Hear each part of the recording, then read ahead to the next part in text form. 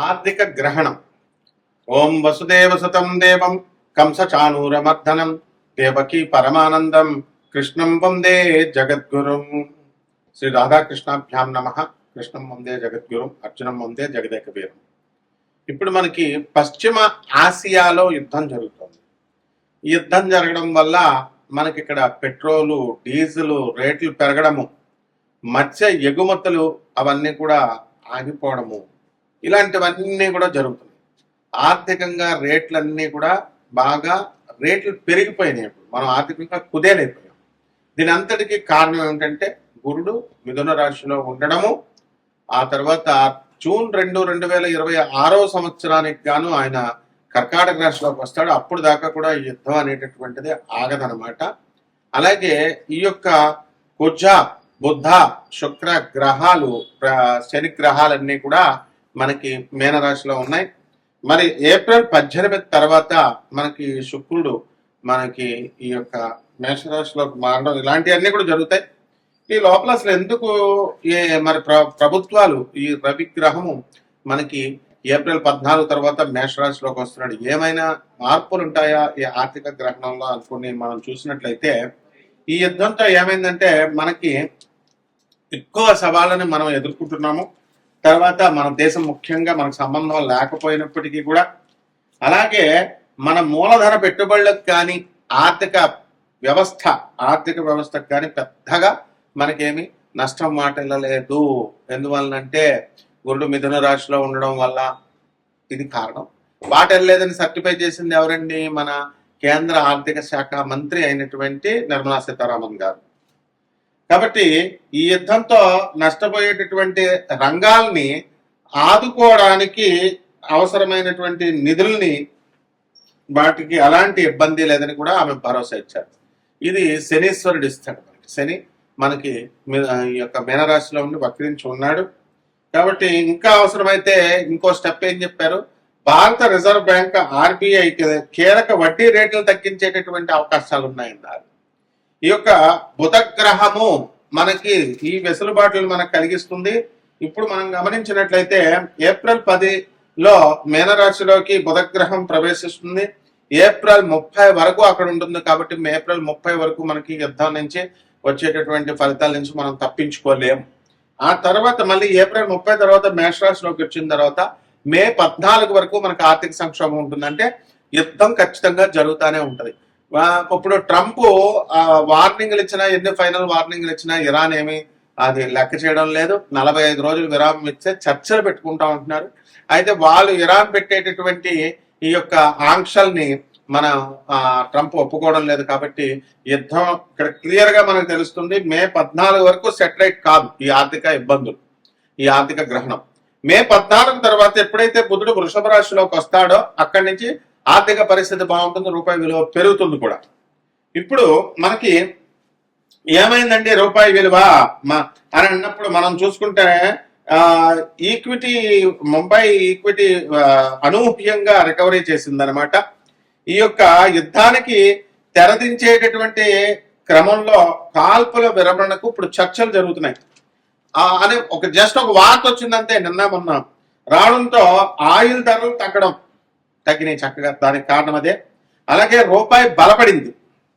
దీంతో ద్వితీయార్థంలో ఏమైందంటే బ్యాంకింగ్, IT షేర్లలో జోరుగా కొనుగోలు అనేటటువంటివి సాగడం ఈ రికవరీకి కొంచెం ఊరటనిచ్చింది.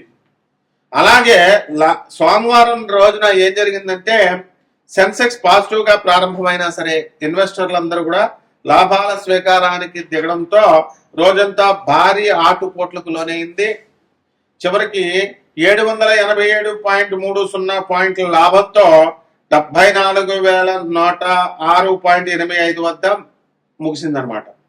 సో నిఫ్టీ ఏమైందంటే 255.15 పాయింట్లు లాభపడి 22,968.25 వద్ద క్లోజ్ అయింది. కాబట్టి దీనివల్ల ఏమిట్రా మనకు అర్థమయ్యేది అంటే 14 పైసలు మనకి లాభపడింది అనమాట రూపాయి.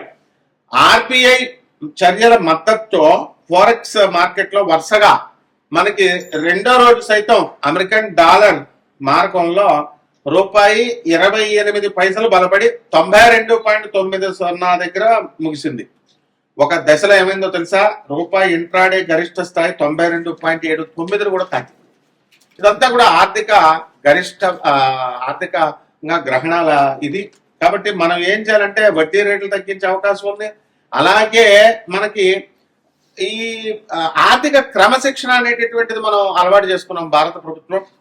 కాబట్టి ఆర్థిక క్రమశిక్షణ విధానాలు ఈ యొక్క వీటిలో అన్ని కూడా మనకి డబ్బులు పడిపోయినా సరే భారతీయ ప్రజలందరూ కూడా దీనికి దోహదపడుతున్నాయి ఎక్కువ నష్టపోకుండా.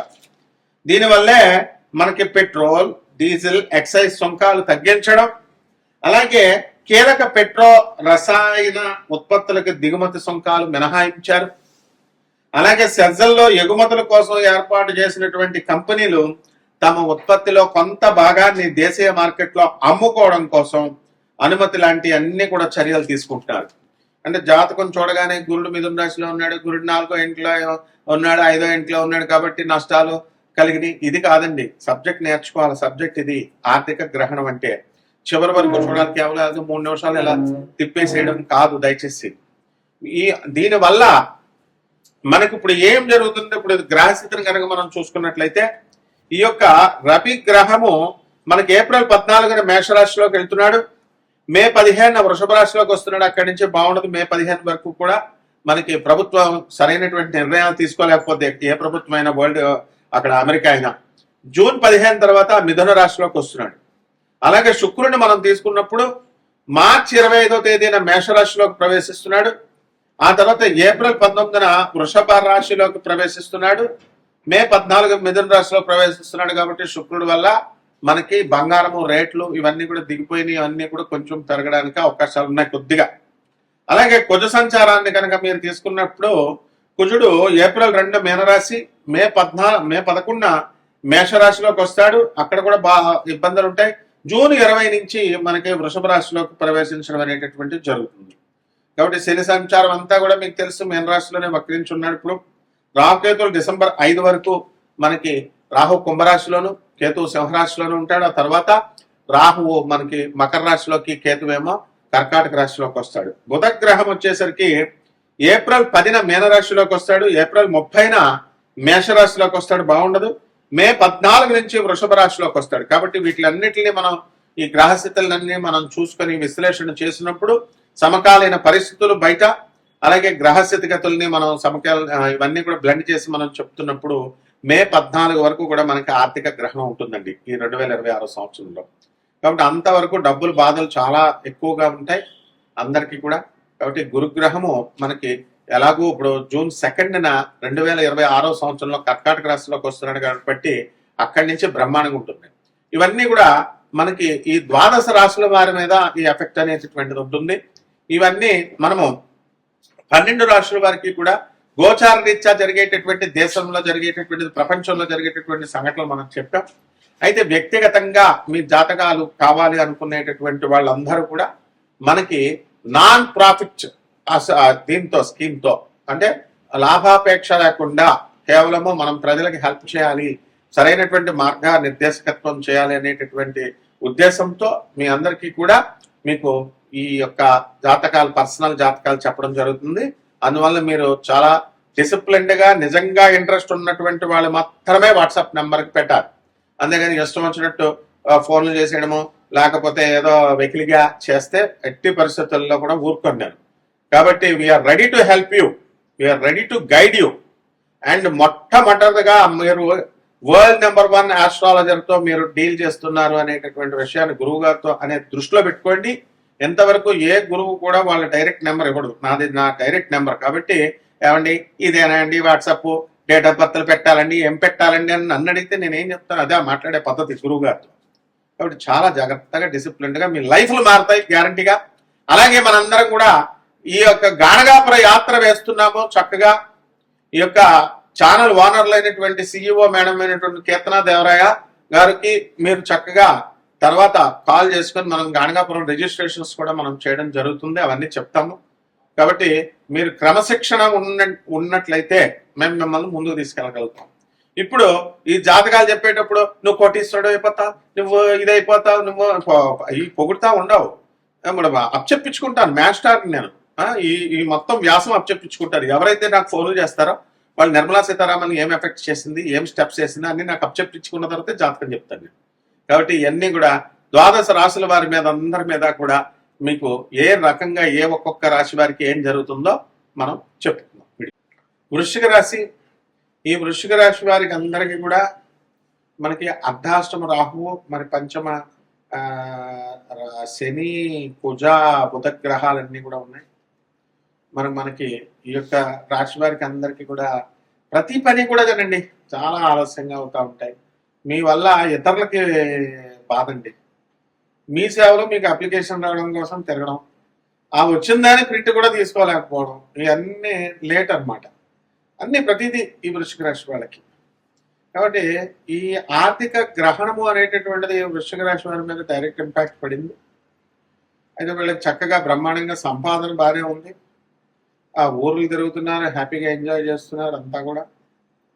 అయితే ఈ జూన్ 2, 2026 సంవత్సరం దాటిన తర్వాత మరి వీళ్ళకి అష్టమ గుండు వస్తున్నాడు. ఈ లోపల చాలా చక్కటి అప్పులు అందరూ కూడా తెచ్చి మీకు ఇవ్వడం జరుగుతుంది. ఇప్పుడు దుబాయ్లో ఉన్నారు, ఏం చేసుకుంటారండి, అక్కడ యుద్ధాలు జరుగుతున్నాయి. అవన్నీ కూడా బంధువులు, ఇతర గల్ఫ్ కంట్రీస్ అన్ని కూడా వాళ్ళ దగ్గర ఉన్న సంపద అంతా కూడా ఇంచుమించు యుద్ధాల్లో పోతోంది. కాబట్టి ఇటువంటి వాళ్ళందరూ కూడా మీకు డబ్బులు ఉంచండి, అప్పు ఉంచండి, మీరు తర్వాత ఇవ్వండి, మీరు ఇల్లు కట్టండి, ఫస్ట్ స్థలం కొనండి అని మీ చేతుల్లో పెట్టడం అనేటటువంటివి జరుగుతాయి.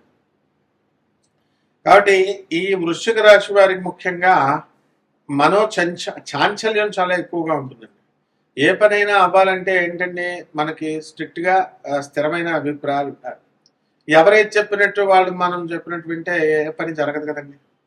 అందువల్ల ఎవరు చెప్పాలో, ఎవరు మంచిగా కరెక్ట్గా చెప్తున్నారో వాళ్ళు చెప్పేది వింటే మీకు పని జరుగుతుంది. కాబట్టి ఈ రాశి వారికి అందరికీ కూడా మరి ప్రేమ వివాహాలు జరగడానికి అవకాశాలు ఉన్నాయి. చాలా డేర్ అండ్ డాషింగ్ అండి వృశ్చిక రాశి వాళ్ళు. కాబట్టి ప్రేమ వ్యవహారం బాగానే ఉంటుంది. కాకపోతే ఏంటంటే వీళ్ళతో వచ్చింది మధ్యలో కొంతమంది ఎస్కేప్ అయిపోతారు. అలా కాకుండా మీరు ధైర్యంగా కొంచెం ముందుకు వెళ్ళాలి, మైండ్ స్థిరంగా ఉండాలి. ప్రతి విషయంలో కూడా ఆర్థికంగా అనేకమైనటువంటి సంక్షోభాలు మీకు జరుగుతున్నప్పటికీ కూడా వాటిని ప్లానింగ్తో, ఒక మంచి ప్రణాళిక, ఆర్థికపరమైనటువంటి క్రమశిక్షణతో మీరు ముందుకు వెళ్ళగలుగుతారు. మరి విద్యార్థులను కూడా మనం తీసుకున్నప్పుడు విద్యార్థులందరూ కూడా బ్రహ్మాండంగా చదవడం అన్నీ జరుగుతాయి. అలాగే మేనమామలతో మీకు వాళ్ళు చేసేటటువంటి పిచ్చి పనులతో మీకు కొన్ని సమస్యలు రావడానికి అవకాశాలు ఉంటాయి. ఉదాహరణకి మీ అమ్మగారికి ఎప్పుడో ఆస్తి ఇచ్చేసారు, ఆస్తి ఇచ్చేస్తే పెద్దవాళ్ళు అయిపోయారు, 30 సంవత్సరాలు అయిపోయింది, మీ మేనమామ ఇప్పుడు కేసేస్తాడు మీ మీద. అది మా నాన్న తెలియకుండా మా అమ్మకి మా చెల్లికి ఇచ్చాడు, ఇప్పుడు నాకు కావాలని. పాపం ఇటు మీకు రాక, ఇటు మీ ఎదురు డబ్బులు లాయర్లు పెట్టుకుని మీరు వాదించుకోవడాలు, ఇవన్నీ అవసరమా? ఇలాంటి విషయాలన్నీ కూడా జరుగుతాయి మీకు. మీరందరూ కూడా చూసుకోండి, అబ్జర్వ్ చేయండి. అలాగే ఏకత్రాటి మీద ఈ సమస్యలన్నీ కూడా తొలగిపోవాలంటే గురువు యొక్క అనుగ్రహం కావాలండి. ఆ గురువు అంటే మీరు చాలా మంది తెలియక చాలా కన్ఫ్యూజన్ అవుతున్నారు. గురువు అంటే ఏదో జ్యోతిషం చెప్పేవాళ్ళు, లేకపోతే ప్రవచనాలు చెప్పేవాళ్ళు, స్వామీజీలో, లేకపోతే ఈ యొక్క యూట్యూబ్లో చెప్పేవాళ్ళు గురువులు అనుకుంటారు. వీళ్ళన్నిటికీ గురువులు కారు. గురువు అనేటటువంటి వాడు జగద్గురువు అయినటువంటి దత్తాత్రేయుడు, ఆదిశంకరులు, స్వామి వివేకానంద, ప్రభాత్ రంజన్ సర్కార్, ఇలా వాళ్ళు కారణ జన్ములు అండి. వివేకానందుడు సాక్షాత్తు శివుడి అవతారం, శివుడిగా పుట్టారు. అలా అనమాట. ఆ రమణ మహర్షి వారు, ఇట్లాంటి వాళ్ళు, రామానుజాచార్యులు వారు, ఇలా.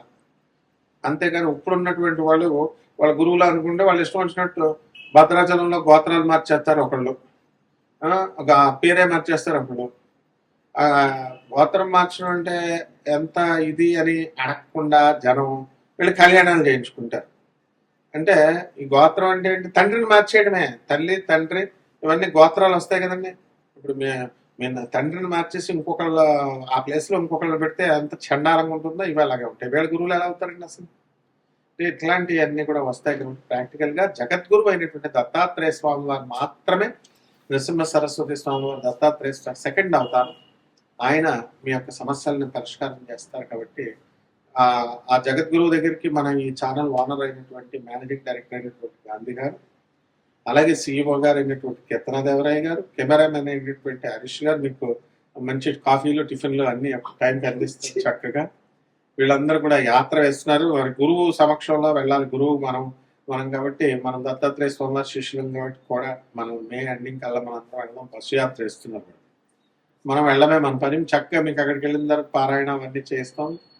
చక్కగా రూములు గేములు అవన్నీ మన చేతిలోనే ఉంటాయి. దర్శనాలు అన్ని కూడా ఏ కష్టాలు పడక్కర్లేదు. గురువు యొక్క సంపూర్ణ అనుగ్రహము, దత్తాత్రేయ స్వామి యొక్క సంపూర్ణ అనుగ్రహం కోసం మీరు ఏం చేయాలో మేము చేస్తాం.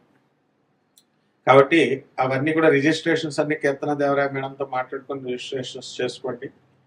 ఇక పరిహారాలు చెప్పాలి కదండి. ఈ యొక్క రాహు జపం చేసుకోవాలి, రాహు స్తోత్రాలు చదవాలి, రాహుకి కిలోంపావు మినుములను ఆవుపేడ రంగు ఉన్నటువంటి వస్త్రాలు ఇచ్చి పేద బ్రాహ్మణికి శనివారం ఉదయం 8 గంటలకి దానం చేసుకోవాలి. శని జపం చేయాలా, శని స్తోత్రాలు చదవాలా. ఇది కాకుండా బుధుడు ఉన్నాడు, మరి బుధుడు అసలు చాలా చండాలంగా ఉన్నాడు. బుధ జపం చేసుకోవాలా, బుధ స్తోత్రాలు చదవాలా. బుధుడికి కిలోంపావు పెసల్ని ఆకుపచ్చ రంగు ఉన్నటువంటి వస్త్రాలను దానం చేయాలి. విష్ణు సహస్ర పారాయణ చేయాలి, విష్ణు పారాయణ చేయాలా. తర్వాత మాకు కూడా గాణగాపురం మీరు అందరూ కూడా వచ్చినట్లయితే సంపూర్ణమైనటువంటి గురుపాదిక దర్శనం వల్ల సంపూర్ణమైనటువంటి ఫలితాలు మీకు లభిస్తాయి. శుభమస్తు.